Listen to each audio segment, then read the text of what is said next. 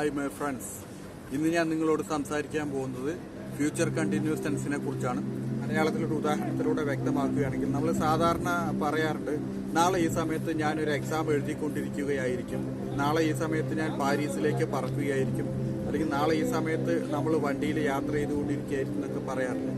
ഇത് അതേപടി ഇംഗ്ലീഷിലേക്ക് മാറ്റുമ്പോഴാണ് ഫ്യൂച്ചർ കണ്ടിന്യൂസ് ടെൻസ് ഉണ്ടാകുന്നത്, ഫ്യൂച്ചർ കണ്ടിന്യൂസ് ടെൻസ് ആയി മാറുന്നത്. ഉദാഹരണത്തിന്, by this time tomorrow I will be flying, നാളെ ഈ സമയത്ത് ഞാൻ പറക്കുകയായിരിക്കും.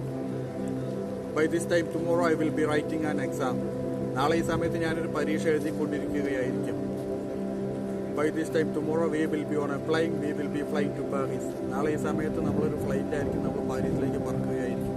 ഇതാണ് ഫ്യൂച്ചർ കണ്ടിന്യൂസ് ടെൻസ് ഇംഗ്ലീഷിൽ. ഇനി അതിന്റെ സ്ട്രക്ചർ എങ്ങനെയാണെന്ന് പറയാം.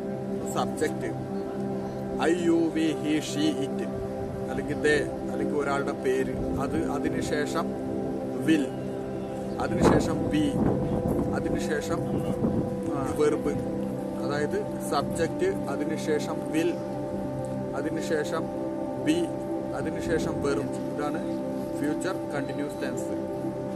അത് ഇത്ര ഓർമ്മിച്ചാൽ മതി. By this time tomorrow I will be writing an exam, ഈ സമയത്ത് നാളെ ഈ സമയത്ത് ഞാനൊരു എക്സാം എഴുതുകയായിരിക്കും. ഇത്രയുള്ളൂ ഫ്യൂച്ചർ കണ്ടിന്യൂസ് ടെൻസ്. അപ്പോൾ ഈ വീഡിയോ എല്ലാവർക്കും മനസ്സിലായിട്ടുണ്ടാവും എന്ന് വിചാരിക്കുന്നു. ഇഷ്ടപ്പെട്ട ലൈക്ക് ചെയ്യുക, കമന്റ് ചെയ്യുക, എന്തെങ്കിലും സംശയം ഉണ്ടെങ്കിൽ കമന്റ് ആയിട്ട് ചോദിക്കണം, ഞാൻ തീർച്ചയായിട്ടും റിപ്ലൈ തരുന്നതായിരിക്കും. സബ്സ്ക്രൈബ് ചെയ്യാത്ത ആൾക്കാർ ഇത് കാണുന്നുണ്ടെങ്കിൽ ഒന്ന് സബ്സ്ക്രൈബ് ചെയ്ത് സഹായിക്കുക. Thank you very much for watching.